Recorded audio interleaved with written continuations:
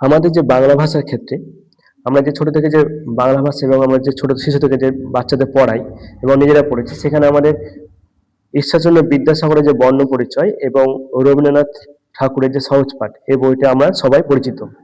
এবং এই দুটো বই আমাদের মাতৃভাষা অর্থাৎ বাংলা ভাষা শেখার ক্ষেত্রে খুবই গুরুত্বপূর্ণ দুটো বই। এবং এই দুটোর মধ্যে বিশেষ কিছু গুরুত্বপূর্ণ পার্থক্য রয়েছে। দুটো কোন কোন ক্ষেত্রে পার্থক্য রয়েছে সেই নিয়ে এবার আমার ভিডিওটি, যেটা আমাদের সামনে যে আমাদের ইন্টারভিউ চলছে, আমাদের যে প্রাইমারি আপার প্রাইমারি, সেই ইন্টারভিউটা আমাদের অবশ্যই হেল্প হবে। এবার দেখো আমরা দেখে নিই ঈশ্বরচন্দ্র বিদ্যাসাগরের বর্ণ পরিচয় এবং রবীন্দ্রনাথ ঠাকুরের সহজ পাঠের যে মধ্যে পার্থক্য, উদ্দেশ্য এবং রচনা দর্শন কি কি রয়েছে সেটা। দেখো বর্ণ পরিচয় কে লিখেছে? বর্ণ পরিচয় লিখেছে ঈশ্বরচন্দ্র বিদ্যাসাগর, আর সহজ পাঠ লিখেছেন রবীন্দ্রনাথ ঠাকুর। এটা আমাদের লিখেছেন।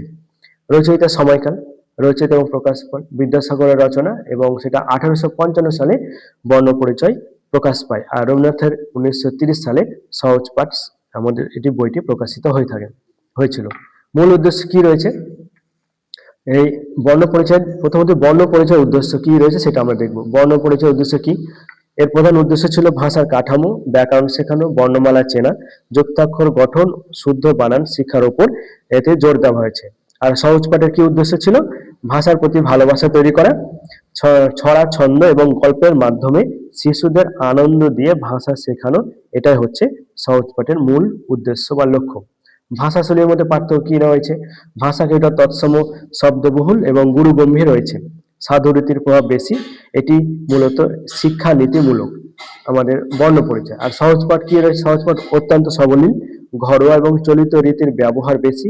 এটি কল্পনা প্রবণ ও সাহিত্য রসে পূর্ণ রয়েছে। শিক্ষণ পদ্ধতি কি রয়েছে? এটি আমাদের বর্ণ পরিশিক্ষণ পদ্ধতি। এটি অনেকটা ব্যাকরণ মেনে ধাপে ধাপে শেখায়। যেমন প্রথমে স্বরবর্ণ, ব্যঞ্জনবর্ণ, তারপর হচ্ছে তারপর ফলা এবং যুক্তবর্ণ। আর এটি ব্যাকরণের জটিলতা না লাগিয়ে ছন্দের জাদুতে ভাষা শেখায়। যেমন বনে থাকে বাঘ, গাছে থাকে পাখি।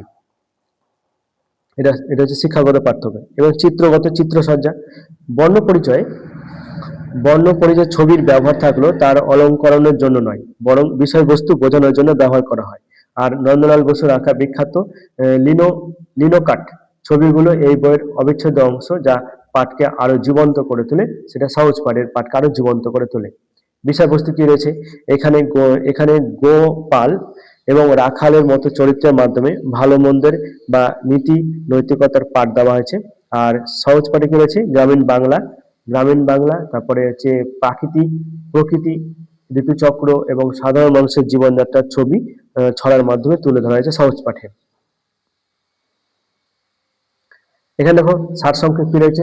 সহজ কথা বলতে গেলে বর্ণ পরিচয় ভালো বাংলার ভিত্তিপ্রস্তর হার বা ভাষাকে শুদ্ধভাবে লিখতে সাহায্য করে। আমাদের যে ঈশ্বরচন্দ্র বিদ্যাসাগর যে বর্ণমালা রয়েছে, সেখানে কি রয়েছে?